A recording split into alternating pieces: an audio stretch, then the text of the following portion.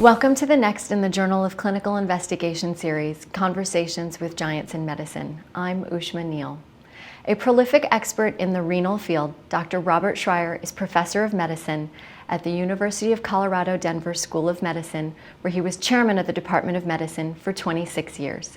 He's an expert in patient-oriented research in acute kidney injury, autosomal dominant polycystic kidney disease, hypertension, and diabetic nephropathy. And he's taught us most everything we know about fluid balance in the body. He's written over 1,000 scientific articles, several books, and has been constantly funded by the NIH for over 45 years. In addition, he was inducted into the Indiana Basketball Hall of Fame, an accolade not known in most of our doctors. So thank you so much for joining me today. I look forward to hearing a little bit more about your path through science. Can you start by telling me a little bit about where you were brought up and your early interest in science? Well, I'm a Hoosier. For those that don't know what that word means, it means Indiana, someone born in Indiana. And when I went off to college, I was deciding where I could go to play basketball, not to study medicine. And visited the campus at Michigan State, and then Indiana University, and then DePaul. And DePaul offered an academic scholarship, so if I didn't play basketball, I still had a scholarship to study. And then when they asked me what my major would be, I wasn't quite sure, but my mother was a nurse. And she said, just tell them pre-med. So I told them pre-med. That's sort of how I got started in my pre-med and then medical course. So what were you like as a kid? Did you like science or history or math? What were the sort of things that you did as a kid? I played sports. I've always said, I had an older brother who was always saying, let's go play ball, let's go play ball. And during the baseball season, we played baseball, and then after that was over, we'd go play basketball. And then during the football season, we would play football, and after that day was over, we'd go play basketball that evening. And then during the basketball season, we'd play basketball during the day and play basketball at night, so mostly sports. Were you a good student? I was a pretty good student. Did it come easily to you? You know, I'm embarrassed to say that I never studied. I can never remember one time studying at home. But I was about 5th out of 300 students or something like that, so I did fine.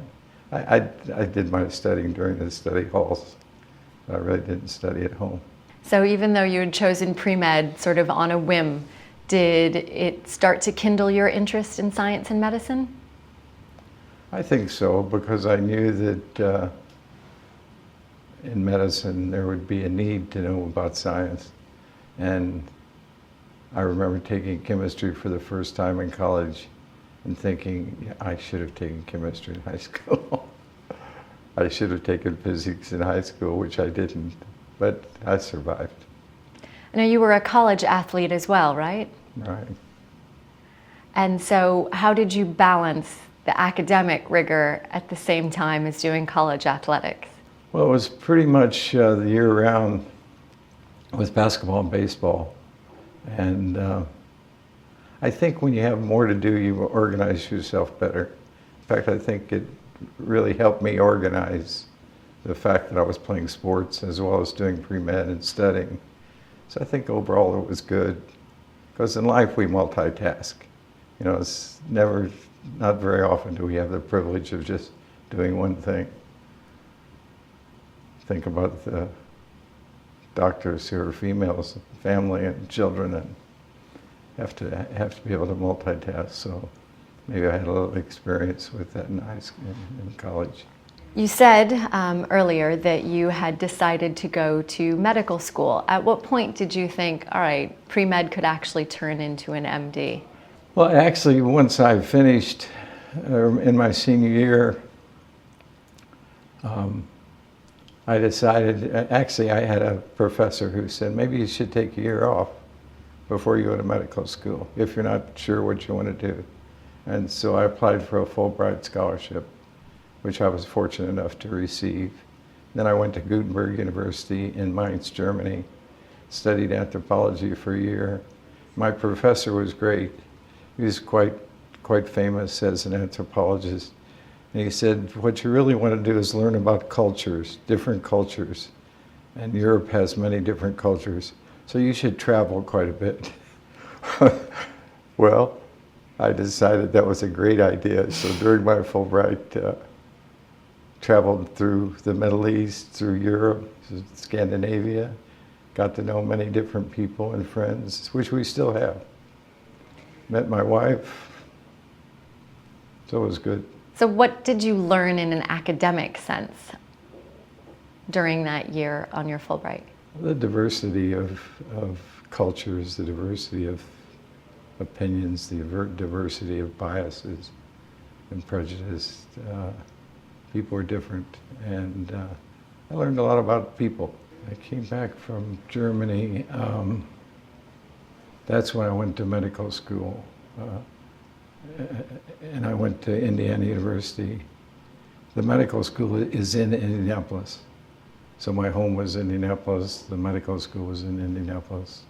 So that's when I started medical school. Now, medical school. So if high school came really easy to you and you learned how to sort of study at DePauw, what was medical school like for you? You know, medical school actually was, I remember thinking, this is easier than college.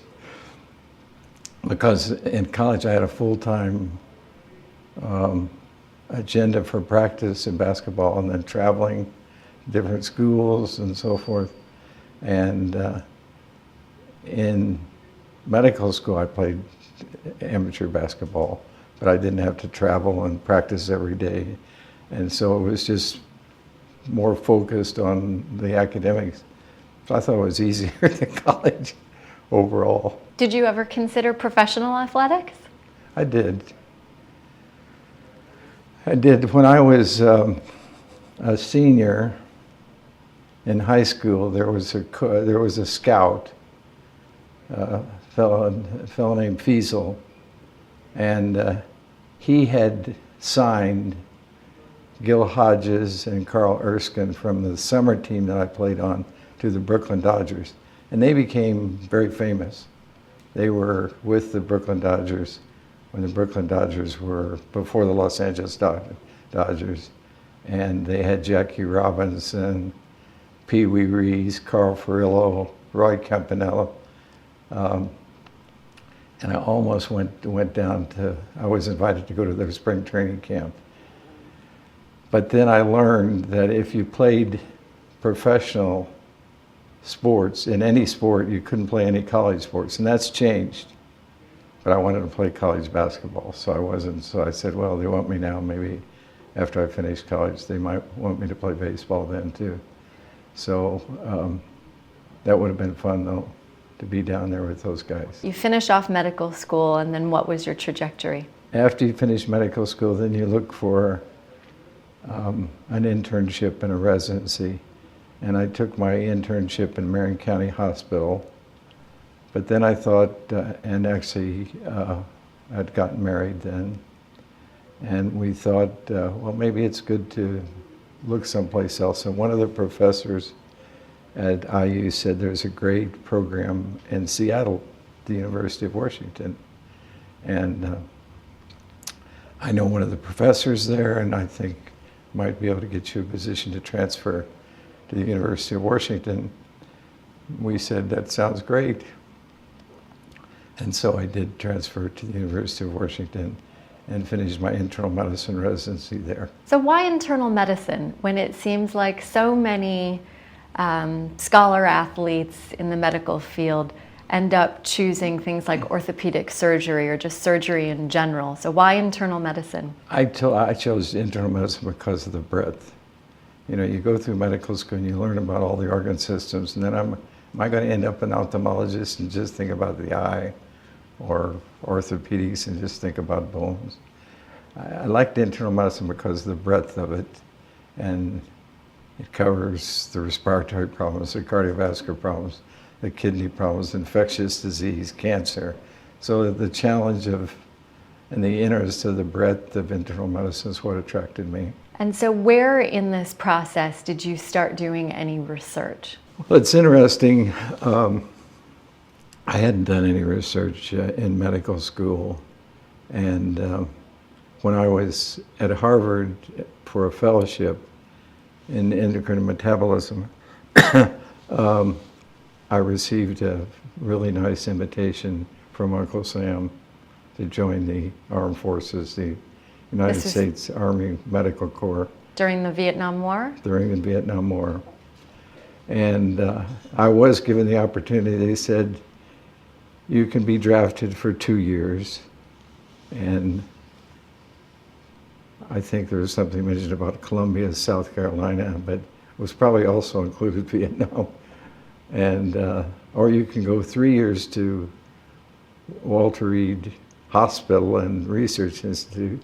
And I thought then that I was probably headed for academic medicine, where I could see patients and teach and do research. So I chose the 3 years at Walter Reed, and it was a great decision, actually. And so that's really when I started to become involved in research. But also in basic training, it was interesting. These recruits that were not acclimatized to the heat and humidity were not in physical shape. They were brought down to San Antonio, and some of the exercises were quite rigorous, and they had patients with heat stroke. And the colonel told us, if you have heat stroke and you have kidney failure, high mortality. And I asked why. And he said, well, it's just that high temperature just burns up all the organs, your brain, your liver, your kidneys, and somehow that didn't seem right. So we went back and looked up 5 fatal cases, looked up their charts. And when you develop kidney failure, you accumulate uremic toxins, and we measure, one of those we measure is blood urea nitrogen. And I looked at those charts, and despite getting peritoneal dialysis, where it's a type of dialysis where the fluid's put in the abdomen, equilibrates with the blood, poisons come out, and you throw the contaminated fluid away. And despite that, and that was continuous peritoneal dialysis, despite that, the blood urea nitrogen just kept rising. And I remember talking to the colonel and said, and he was considered an expert in peritoneal dialysis, in contrast to hemodialysis, where you take the blood out, send it to a kidney, put the blood back in. And we said, these patients who died were really underdialyzed. The implication being, had they been better dialyzed, you might not be talking about an 80% mortality with heat stroke and kidney failure. And he said, well, let's start out with peritoneal dialysis, because that was his thing. And if it doesn't seem to control the uremic toxins, then we'll switch to hemodialysis. Not sure. We probably did peritoneal dialysis for an hour and got these young boys on hemodialysis. And that summer we had 10 patients, because it was the time of Vietnam and they were being inducted into the armed forces. And we had an 80% survival. So I said, research is important. Yeah, that's a pretty remarkable kind of a clinical thing to witness. And so I can imagine that experience must have intrigued you such that you started to focus a little bit more on renal research? Right. And then I finished my time in the armed forces, and I was looking around for a job at a university, visited a few places, and decided to go to University of California, San Francisco, which was a very well-known medical center. Under the intimable Holly Smith. Exactly. So how long were you at UCSF? I was there for 3 years and would have stayed a lot longer, but the University of Colorado said we need a chief of kidney disease. we'd like for you to come. And so I've been in Colorado ever since, and was 20 years as head of kidney, and after 4 years heading, kidney's one of the divisions of 15 divisions in the Department of Medicine. And then after they did the chairman of medicine stepped down, and they did a surge, a national surge. And I was not looking to fill the job. I was happy just with the kidney division. But they eventually ended up asking me to take the chairmanship. So I had 16 years where I overlapped doing head of the kidney division and chairman of the entire Department of Medicine. It was challenging, but it was great fun. So clearly you liked the job if you stayed in it for 26 years. So during this time, and also while you were at UCSF, you were starting to build your reputation as a master clinician scientist. How did you balance that with the administrative load? I think in administration is interesting. And if you have an important administrative position, you can probably work it so you can spend most of your time being an administrator. I had the opposite approach. Administration was important, so I got good at associates. I had only 2 administrators in 26 years, 13 years each. And one of them now is even chancellor of the medical school, who started as one of my assistants. And so I had good support, I delegated, and they kept me informed, and I could focus on the teaching, the patient care, and the research, not the administration. I mean, I was responsible for the administration, but I knew the people, they knew me, they knew what I wanted, and so it worked out well. I did not want to be dominated by administration. I thought my responsibility was to lead in patient care, teaching, and research, not lead in administration. What are you most proud of accomplishing there? Well, 26 years is a quarter of a century, but we went from, in the clinical arena, we went from, I think, about 3 million in annual clinical earnings to about 300 million. In research, we went from 3 million research funding to about 100 million. We went from 75 faculty to 500 faculty. Became nationally prominent, the Department of Medicine. That's pretty impressive. Now, do you think that your approach to being a leader and a chairman was shaped at all by your experience being coached in athletics? I think it's similar.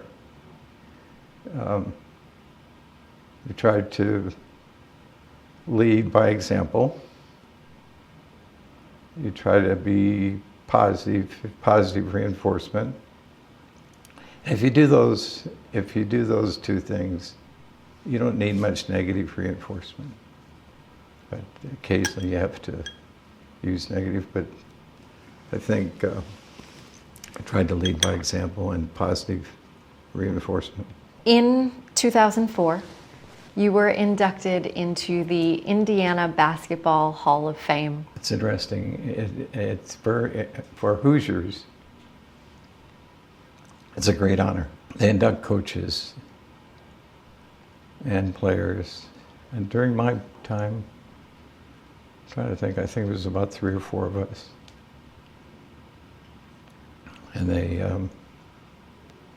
when they announced, they announced each one. They said, "He's a doctor." Well, in addition to your athletic prowess, your leadership skills, you've also written an enormous amount. Your CV is one of the thickest I've ever received. You've got over 1,000 articles, several textbooks in many different editions, as well as a few books. So has writing always come easily to you? I enjoy writing. I think that, I've been doing this for a long time. I'm trying to think. Hey, when you've done something for 40, 50 years, the numbers add up, so it's not as much as it might seem. And only 2/3 of them were original studies or reviews and so forth. People ask you to write chapters in their books and reviews and editorials, and so about 1/3 of those publications were not original work. They were reviews, chapters, and so forth. But and then I worked on common things.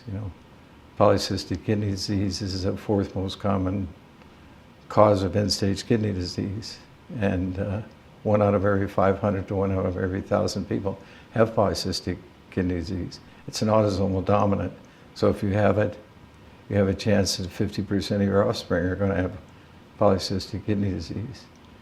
Acute kidney injury, patients that are in the critical care unit, post-surgery, many get acute kidney injury.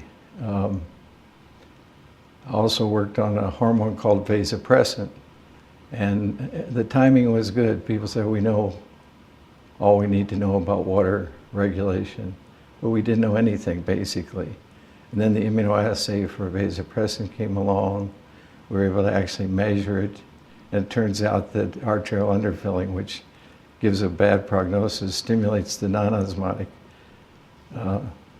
release of vasopressin. It's called non-osmotic because osmotically you don't get hyponatremia.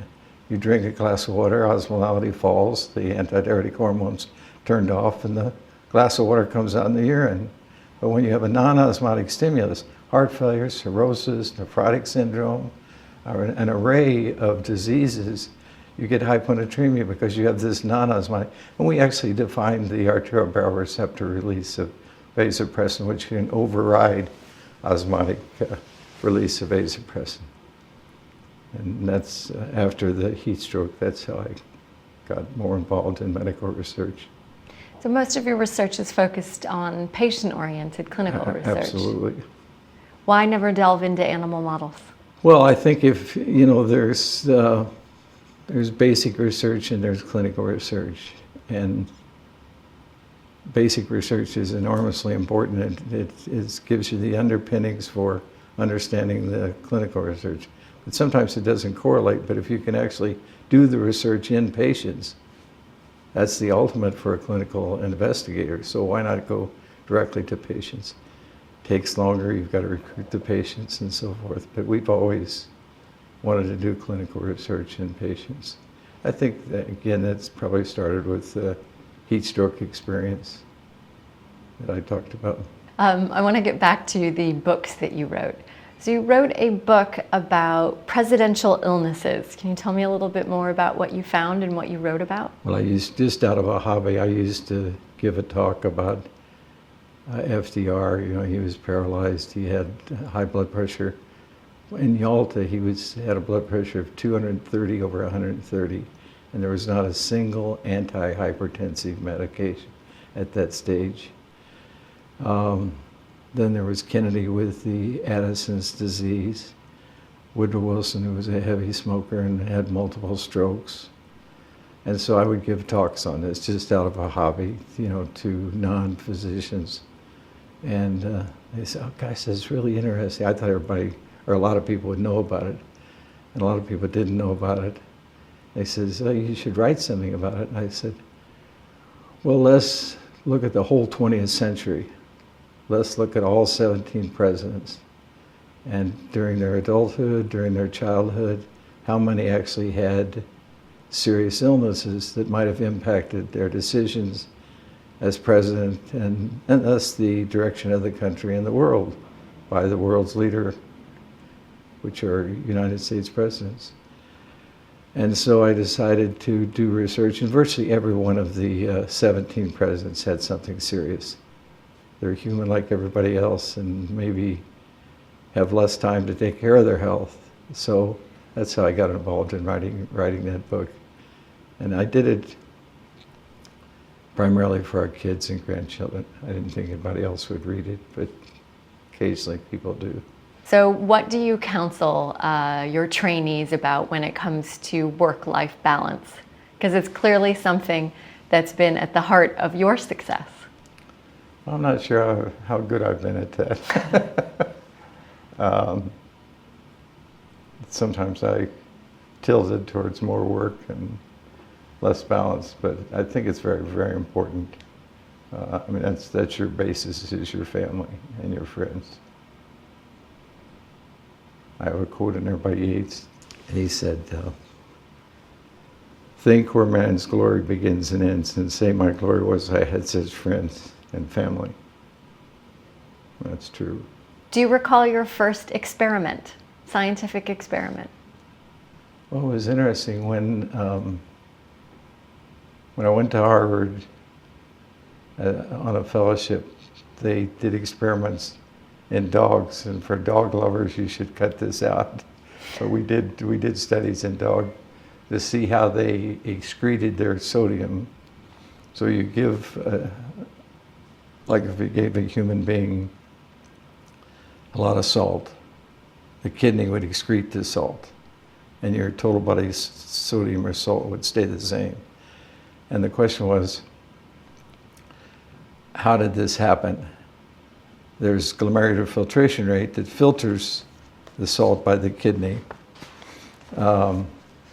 There's a hormone called aldosterone that you suppress, and that no longer retains sodium.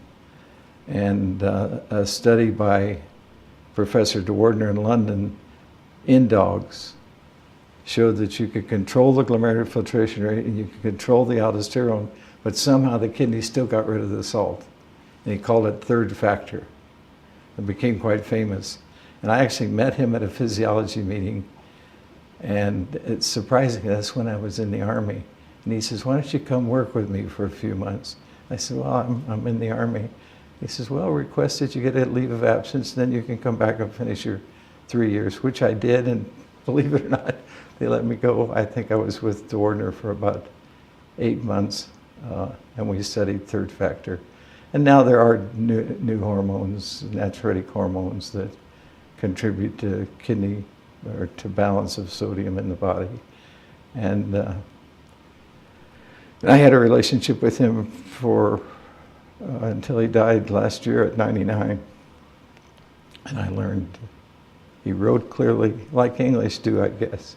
He wrote clearly, he spoke clearly in science. And maybe I learned a little bit about that from him. All right, last question then. What do you think you would do if you were not a physician scientist? Is there a different vocation that maybe you would have chosen? Coach? Writer? Probably both.